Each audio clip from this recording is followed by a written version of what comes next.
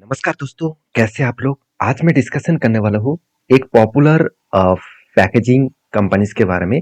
देखा है तो एक पॉपुलर मशीनरीज फैक्ट्रीज कंपनी के बारे में, तो जिसका आईपीओ जल्द से जल्द आने वाला है। इसका फाइनली डेट और इसका आईपीओ का डिटेल्स सब कुछ आ चुके हैं।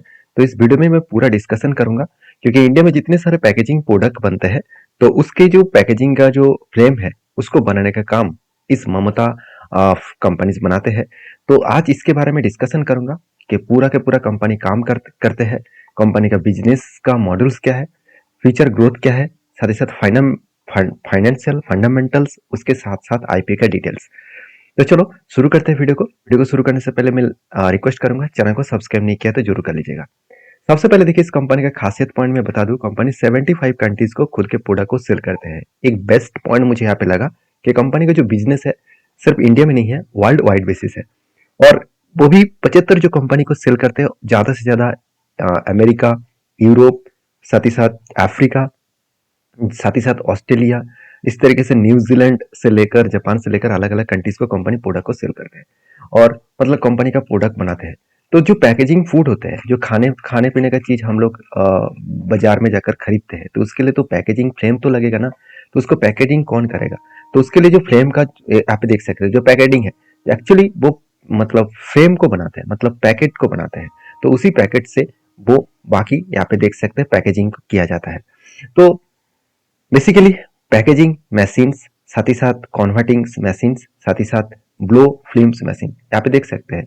तो सॉरी ब्लोन जो फिल्म जो प्लांट्स है इसके ऊपर भी काम करते हैं। तो बेसिकली कंपनी के तीन अलग अलग प्लांट्स है और तीन अलग अलग कैटेगरीज में काम करते हैं।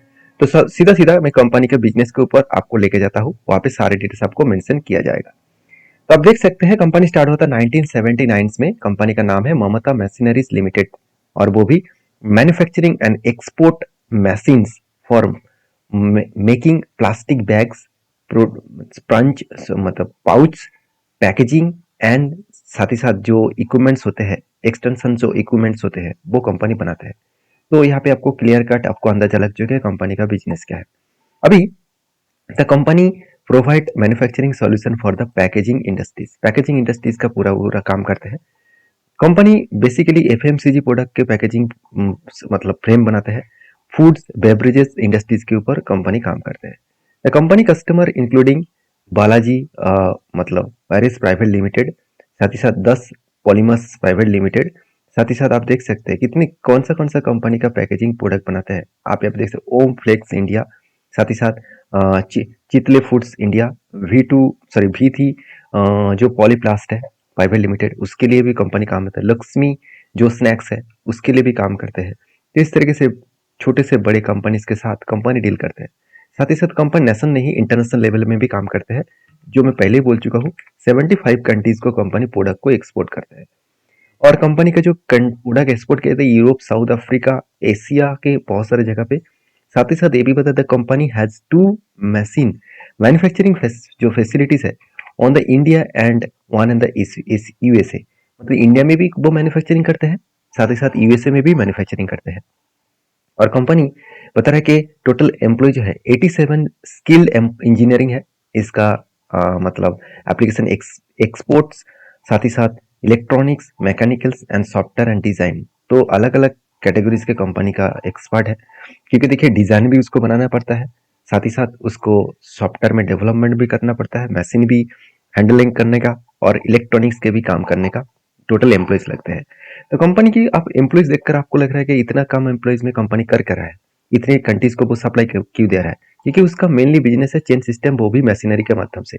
एक आदमी के माध्यम से पूरा का पूरा मशीनरी चला जाएगा, क्योंकि ऑटोमेटिकली सब कुछ ऑटोमेटिक है, इसमें ज्यादा एम्प्लॉयज का जरूरत भी नहीं है। तो कंपनी का जो स्ट्रेंथ है, कंपनी बता रहा है कि company the major export machinery and equipments, bag and pouch जो मेकिंग है, जो पैकेजिंग एंड जो प्रोडक्ट्स है, वो कंपनी ऑलमोस्ट एक लीडर प्लेयर है इस फील्ड का। साथ ही साथ कंपनी बता रही है कि एडवांस मैन्युफैक्चरिंग टूल्स भी कंपनी के पास है। कंपनी के कस्टमर एंटिटीज भी बहुत स्ट्रांग है ग्लोबली मार्केट में। साथ ही साथ कंपनी के एक्सपीरियंस कैटेगरीज के टीम भी है, क्योंकि कंपनी 1974 सॉरी साल एक बाद 1979 में कंपनी स्टार्ट हुआ था। तो इसके हिसाब से कंपनी का पुराना एक्सपीरियंस है, उस हिसाब से कंपनी आगे बढ़ रहा है। अभी देखिए कंपनी का फाइनेंशियल डिटेल्स के बारे में बात करूं, जो कंपनी के एसेट है वो धीरे धीरे करके बढ़ता हुआ देखने को मिले, क्योंकि देखिए कंपनी का ऑलरेडी फैक्ट्रीज बना हुआ है, तो यहाँ पे कंपनी का मशीनरी और भी एडिंग करना पड़ेगा, तो तब उसका अलग फैक्ट्री बनाना होगा, तो इसलिए एसेट उतना ज्यादा ग्रोथ नहीं हो रहा है। देखिए रेवेन्यूज के बारे में बात करूं तो कंपनी का रेवेन्यूज बहुत तगड़ा ग्रोथ हो रहा है, अच्छा खासा कंपनी का रेवेन्यूज ग्रोथ हुआ लास्ट 3 ईयर्स में। 196 2022 में था, 210 2023 में बने, और 2024 में कंपनी 241 करोड़ का टोटल रेवेन्यूज जनरेट किया।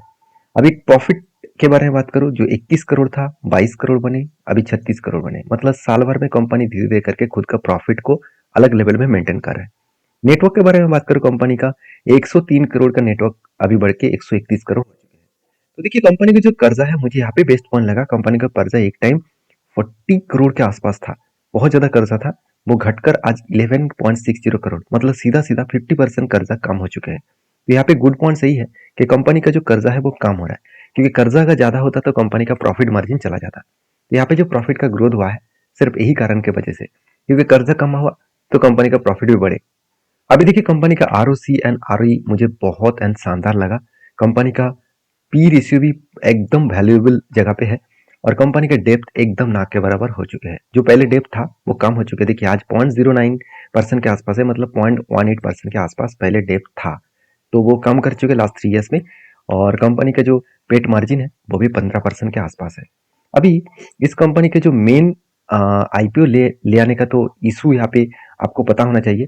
देखिए ऑब्जेक्ट ऑफ द इशू, मतलब IPO क्यों लेके आ रहे हैं, कंपनी बता रहे हैं the company will not receive any, मतलब जो मतलब प्रोसीड है फ्रॉम द ऑफर, मतलब एक्चुअली ऑफर फॉर सेल्स के हिसाब से कंपनी इस IPO लेके आ रहा है। मतलब जिसको प्रोमोटर है वो, जो इसका प्रोमोटर है वो प्रोमोटर खुद के शेयर को बेचकर कुछ पैसा मार्केट से उठाना चाहते हैं। टोटली जो सेलिंग किया जा रहा है वो प्रोमोटर के खुद के जेब भरने के लिए, कोई भी 1 रुपया भी पैसा इन्वेस्टमेंट बिजनेस के ऊपर किया नहीं जाएगा। तो ये मुझे वीकनेस पॉइंट तो जरूर लगता है, फिर भी अगर मैं इतने दिनों से बिजनेस कर रहा हूँ तो मुझे तो हक है मार्केट से पैसा उठाने का, और वो भी मेरे कुछ शेयर बेच कर पैसा उठाने का तो हक है।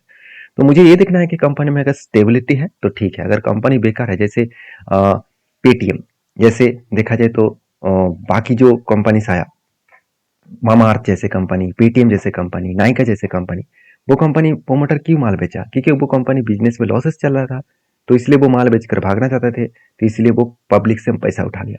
इस तरीके से कंपनी का तो हालत नहीं है, कंपनी का हालत तो ठीक ठाक है।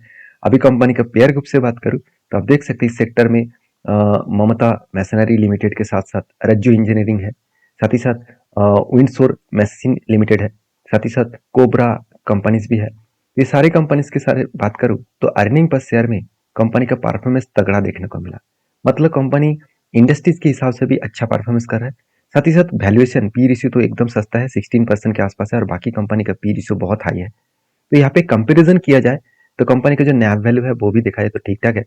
तो कंपनी का जो खुद की जो मतलब स्ट्रेंथ है वो बाकी 3 कंपनी से कई गुना ज्यादा है, तो इसीलिए शायद इसका जो ग्रे मार्केट प्रीमियम है अभी लिस्टिंग होने से पहले ही 2 दिन में 13 में और 14 तारीख को, 13 तारीख और 14 तारीख को ग्रे मार्केट प्रीमियम 30% के आसपास जंप देखने को मिला। तो बेस्ट तरीके से एक ग्रे मार्केट प्रीमियम देखने को मिला है।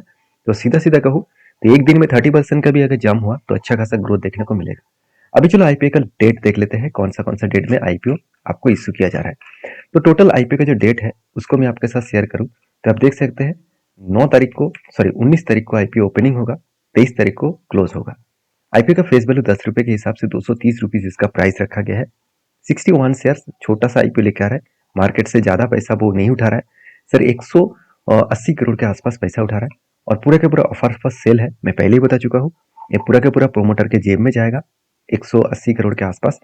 और बाकी देखिए बेसिक अलॉटमेंट जो होगा 24 दिसंबर में, और इसका जो लिस्टिंग डेट है वो 27 दिसंबर में। तो ये था IPO का डिटेल्स। अगर मेरे ओपिनियन के हिसाब से बात करूं तो मुझे कंपनी का मतलब डेटा मुझे पॉजिटिव लगा, मैं इस कंपनी के ऊपर जरूर अप्लाई करूंगा। तो अप्लाई वही दिन करूंगा लास्ट दिन में, इसका लास्ट दिन मतलब 23 दिसंबर। इस दिन में मैं ग्रे मार्केट प्रीमियम देखकर, मतलब 22 तारीख का मैं ग्रे मार्केट प्रीमियम देखकर ही इस कंपनी के ऊपर डिसीजन लेने वाला हूँ। तो आप आपके हिसाब से डिसीजन लीजिए, मेरे तरफ से सारे इंपॉर्टेंस पॉइंट में आपके साथ शेयर किया हूँ। वीडियो अच्छा लगे तो प्लीज़ लाइक करना, चैनल को सब्सक्राइब भी करना। Thank you.